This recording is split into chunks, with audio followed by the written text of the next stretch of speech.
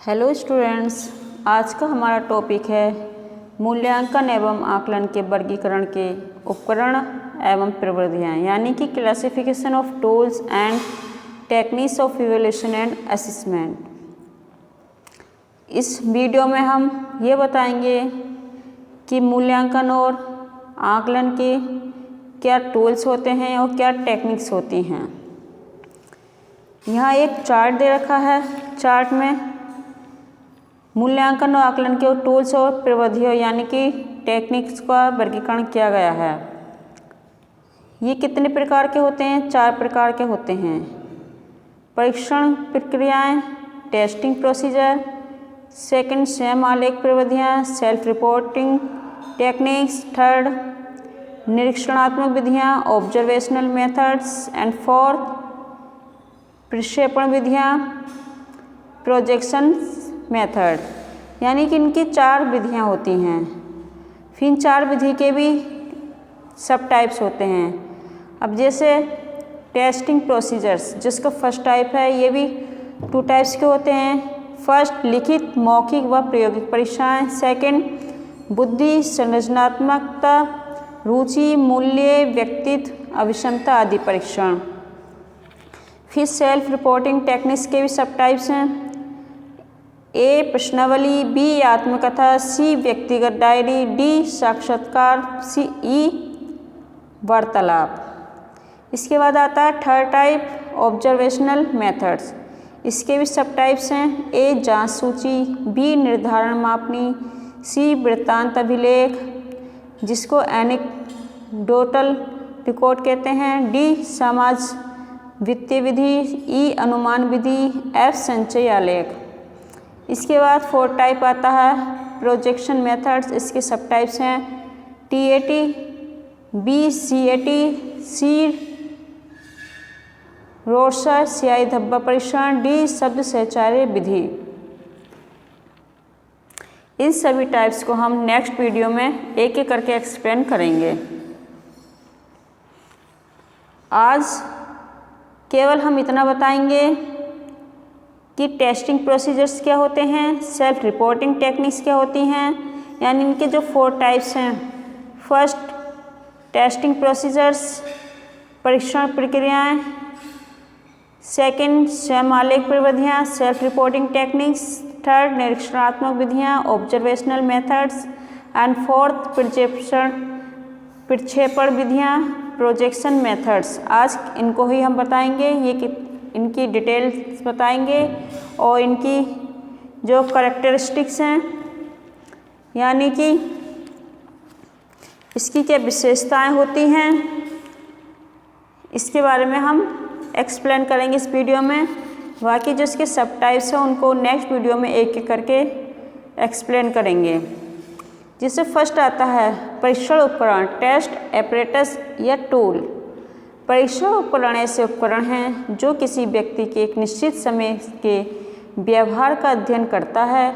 ये परीक्षण व्यक्ति की रुचि, अभिरुचि, अभिवृत्ति, उपलब्धि एवं व्यक्तित्व आदि के मूल्यांकन हेतु प्रयोग किए जाते हैं। और ये परीक्षण निम्न प्रकार के होते हैं: मौखिक परीक्षण के माध्यम से, लिखित परीक्षा के माध्यम से, प्रयोगात्मक परीक्षा के माध्यम से, निष्पादन यानी कि परफॉर्मेंस के माध्यम से, और व्यक्ति द्वारा निर्मित कृतियों के माध्यम से, यानी कि व्यक्ति के द्वारा क्या कार्य किए गए हैं। बाकी जो दे रखा है रुचि, अभिरुचि, अभिवृत्ति, उपलब्धि, इन सबको हम नेक्स्ट वीडियो में पढ़ेंगे।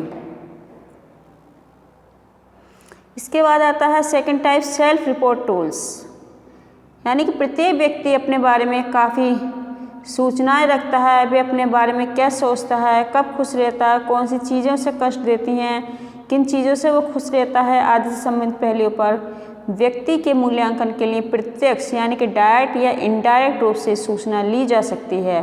और ये सूचना निम्न उपकरणों का प्रयोग करके एकत्रित की जाती है। फर्स्ट क्वेश्चन है, second autobiography, third personal diary, fourth discussion, fifth direct question, 6 interview. अब इन जो 6 पॉइंट हैं इनको भी जो इनकी एक्सप्लेनेशन है नेक्स्ट वीडियो में पढ़ेंगे, क्योंकि एक वीडियो में एक एक को हम एक्सप्लेन करेंगे। इसके बाद आता है थर्ड, निरीक्षणात्मक उपकरण यानी कि ऑब्जर्वेशन टूल्स। किसी व्यक्ति के बारे में अपने निरीक्षण एवं अनुभव के आधार पर सूचना एकत्रित की जा सकती है। ये निरीक्षण एवं अनुभवों का संकलन वैज्ञानिक विधियों पर आधारित होना चाहिए। निरीक्षण के लिए विभिन्न प्रकार के उपकरण कार्य में लाए जाते हैं, जिस प्रकार हैं एकल तथ्य रेखा, anecdotal records, checklist, rating scale, sociometric techniques, guess who techniques, यानी कि जो 5 टूल्स हैं दे रखे हैं। इनको नेक्स्ट वीडियो में एक्सप्लेन करेंगे, क्योंकि ये जो दे रखे हैं यहाँ पर 5 पॉइंट्स, ये अपने आप में एक पूरे चैप्टर्स हैं और उनको हम एक एक करके एक वीडियो में एक्सप्लेन करेंगे। इसके बाद आता है फोर्थ टाइप्स, प्रक्षेपी उपकरण यानी कि प्रोजेक्टिव टूल्स। इन उपकरणों के माध्यम से व्यक्ति के व्यक्तिगत सामाजिक समायोजन से संबंधित पक्षों का मूल्यांकन किया जाता है। इनमें व्यक्ति अपनी भावनाओं का प्रक्षेपण करता है और उन प्रक्षेपणों का मूल्यांकन निश्चित सिद्धांतों एवं नियमों के माध्यम से किया जाता है। और प्रक्षेपी उपकरण में निम्नलिखित उपकरण का प्रयोग किया जाता है, जो इस प्रकार हैं। स्याही के धब्बों का प्रत्यक्षीकरण यानी कि perceptions of ink blots. Second, thematic perceptions test TAT। Third, children perceptions test CAT। Fourth, वाक्य पूर्ति सेंटेंस कॉम्प्लीशंस। फिफ्थ, गुड़िया खेल यानी कि डोल प्ले। 6, चित्रों की व्याख्या इंटरप्रिटेशंस ऑफ पिक्चर्स। और इनकी डिटेल्स ही हम नेक्स्ट वीडियो में आपको बताएंगे। इस वीडियो में केवल हम ये बता रहे हैं कि जो टूल्स एंड टेक्निक्स हैं इवैल्यूएशन एंड असेसमेंट की, वो कितने टाइप्स की होती हैं, कौन कौन सी होती हैं। आवश्यकता अनुसार इनमें से कोई एक या एक से अधिक उपकरण और तकनीकी मूल्यांकन प्रक्रिया में प्रयोग की जा सकती है। इसके बाद आती हैं quality of a competent evaluator यानी कि कुशल मूल्यांकनकर्ता की विशेषताएं क्या होती हैं। मूल्यांकन एवं आकलन के क्षेत्र में मूल्यांकनकर्ता को 2 क्रियाएं करनी पड़ती हैं, एक मापन और दूसरी मापन से प्राप्त सूचना और आंकड़ों की व्याख्या। मापन क्या होता है, मूल्यांकन क्या होता है, ये कितने प्रकार का होता है, क्या महत्व होता है, क्या इसके क्षेत्र हैं, ये सब हम इससे पहली वीडियो में बता चुके हैं। इसके लिए आप लिंक में जाकर मेरे चैनल में आप इन टॉपिक को डालेंगे और वीडियो खुल जाएंगी, वहाँ से आप इनको पढ़ सकते हैं। मापन क्रिया के 4 अंग होते हैं।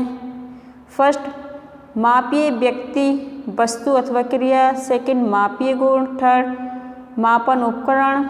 और फोर्थ, मापन कर्ता। अब मूल्यांकन के ये तो किसके थे, मापन के 4 अंग थे। अब मूल्यांकन के 2 अंग होते हैं, मापन के आधार यानी कि मापदंड और मूल्यांकन के आधार मानदंड।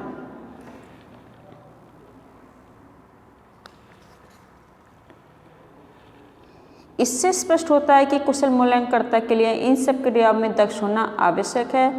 अतः एक कुशल मूल्यांकनकर्ता में निम्नलिखित गुण होने चाहिए, जो इस प्रकार हैं। उस व्यक्ति, वस्तु अथवा क्रिया को सामान्य स्थिति में लाने की कुशलता, जिसके किसी गुण का मापन होना चाहिए।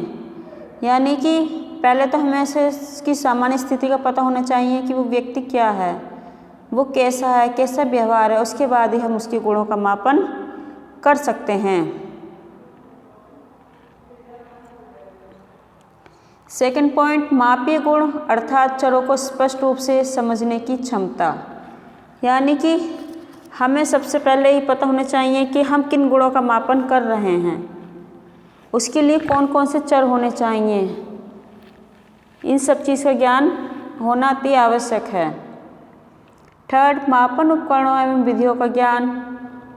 मापन विधि के चयन और उसके प्रयोग में कुशलता।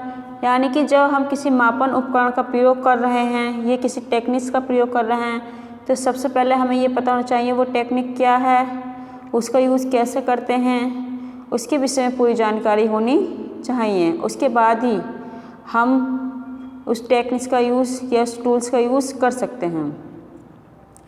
फोर्थ, मापन परिणामों की व्याख्या करने के मानदंड एवं विधियों का ज्ञान एवं उनके प्रयोग में कुशलता। जब हमें मापन कर हो जाए हमारा, फिर हमें उसके परिणामों की व्याख्या करनी चाहिए। फिर क्या हमने क्राइटेरिया रखा था, उसके बेस पे हमें उन मान जो क्राइटेरिया था उसको अप्लाई करना चाहिए, उन टेक्निक्स का यूज़ करना चाहिए। तब हमें पता चल जाएगा कि जो हमने टूल्स का ये टेक्निक का यूज़ किया है वो ठीक प्रकार किया गया है या नहीं किया गया है। फिफ्थ, मूल्यांकन परिणामों के आधार पर सुझाव देने की क्षमता। यानी कि जब हम किसी का इवैल्यूएशन करते हैं, क्योंकि मापन जो होता है संक्षेप में होता है, मूल्यांकन जो होता है वो विस्तृत रूप में होता है। मूल्यांकन में उसके शुरू से लास्ट तक के सारे पहलुओं पर अध्ययन किया जाता है और उसके बाद ही जाकर हम किसी का परिणाम घोषित करते हैं। और जब हमें सारी जानकारी होती है तब हम किसी परिणाम को घोषित करने पर या उसमें से संबंधित सुझाव देने की क्षमता हमें डेवलप हो जाती है। एंड लास्ट पॉइंट, दिए गए सुझावों के परिणामों को परखने की कुशलता। यानी कि जो सुझाव दिए गए हैं हमारे अंदर ऐसी कैपेसिटी होनी चाहिए कि हम उनको सही ढंग से समझ सकें, उसको हम बता सकें।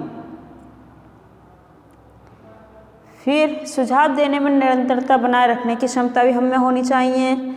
ऐसा नहीं है कि एक टॉपिक पे हमने सुझाव दे दिया, दूसरे टॉपिक पे हम शांत हैं। हमें अपने विषय का इतना ज्ञाता होना चाहिए कि कोई भी टॉपिक हो हम उस पर उसको फटाफट एक्सप्लेन कर सकें।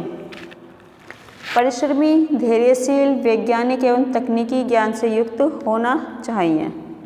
यानी कि हम हार्ड वर्कर हैं, हमें सुनने की अच्छी कैपेसिटी है और हम जो टेक्निक यूज़ कर रहे हैं उस टेक्निक का ही पता है कि कैसे यूज़ करते हैं, कैसे क्या करते हैं। तो हमें इस पूरे ज्ञान से परिपक्व होना चाहिए, तभी हम कुछ कर सकते हैं, अदरवाइज हम कुछ भी नहीं कर सकते हैं। जब हमें किसी का ज्ञान ही नहीं होगा तो हम किसी के विषय में कुछ भी नहीं बता पाएंगे।